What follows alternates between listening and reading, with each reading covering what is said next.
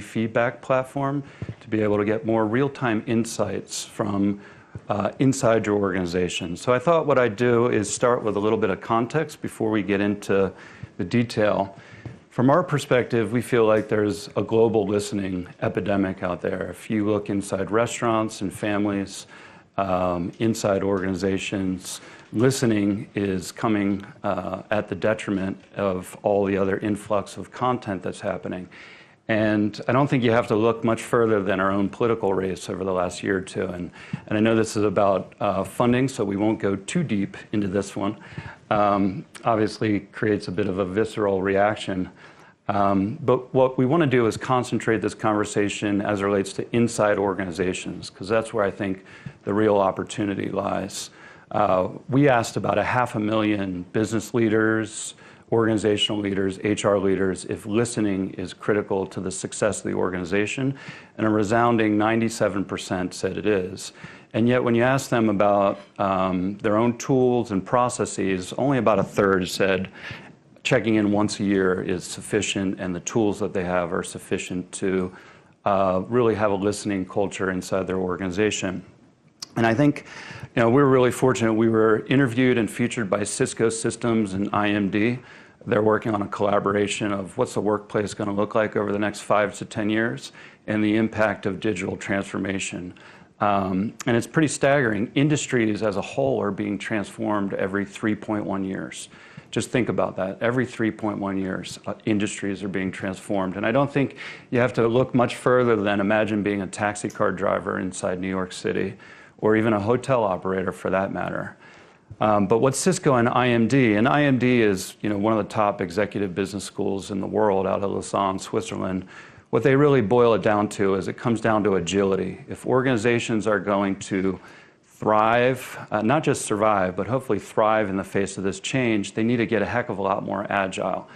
And I really appreciate they broke down the definition of agility to being hyper-aware, being able to make informed decisions and execute more effectively. Because I think oftentimes these terms are a little bit nebulous. So that's really what it's about. And if you look at the existing products that organizations have to leverage, they're slow, they're one-directional. And at the end of the day, the employees themselves, the people inside the organizations, don't want to fill them out. I spoke at a big HR conference and I said, raise your hand if you sent a survey out in the last 6 months. The whole audience raised their hand. I said, now raise your hand if you enjoy filling out a survey. Nobody raised their hand. So I think therein lies the opportunity. How do we provide a better experience to be able to get insight and feedback from the people that matter most? And the people who are responsible doing a lot of the engagement measures and the work around this, they themselves are showing that the needle hasn't moved. Despite all the spend, hasn't moved in the last 2 decades.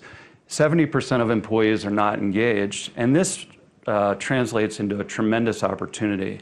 Over $500 billion opportunity to get these employees engaged. And a big driver on this is employees don't feel like they have a voice. They don't feel like they're fundamentally heard. So we took a lesson from our good friends, the honeybees, and bees have been surviving for 15 million years. And the basis for their decision-making process is a dance called the Waggl dance. So when they have to find new food sources or relocate the hive, the bees go out, they come back, they do this little dance over the course of the honeycomb, and that conveys distance and direction to what they're advocating for. Their decision-making process is 99% effective. And so the bees go out, they validate. When they all start dancing in a similar way, they make that decision. And so a couple things. 1, we like the effectiveness of that process. 2, we like the speed of it. And 3, we fundamentally believe that the workplace deserves to be more human, and we like the spirit of employees being able to dance at work. So that's how we derived our name. As it relates to the platform, we believe it's important to listen to people, distill insights, and take action, and that's what our platform really enables. So we've created a mechanism to be able to pulse questions out to the organization. It could be episodic around change or a town hall meeting to get some insight or an initiative, or it could be a rhythm of maybe quarterly or every 6 months we want to check in on our strategy, on our culture, on our engagement. So employees can answer, but what's different, then they get to vote on each other's answers. So we've created a crowdsourcing element, much like the honeybees, that makes it a lot more engaging than a survey. So our clients, our customers refer to it. They're not sending a survey, they're sending out a Waggl to the workforce. And then in real time, employees get to see the results. So unlike a survey, where there's this process of carefully analyzing, vetting, collating, the results are shared in real time, which fundamentally is pretty empowering and rewarding. So it's all about driving action from our perspective. The mechanisms that we apply do that, as you can see there.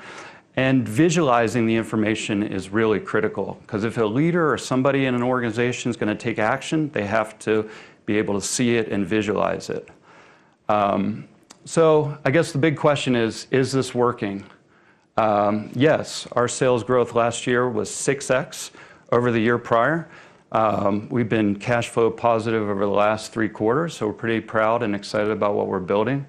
It's a really big marketplace. We see it breaking down into SMB market and large-scale enterprise. Just in the US alone, close to $3 billion total addressable marketplace. And what's cool is we're selling into HR and heads of talent, but what's happening as we get inside these organizations, the CEOs are grabbing the platform and saying, this is my modern day version of being able to walk around my organization.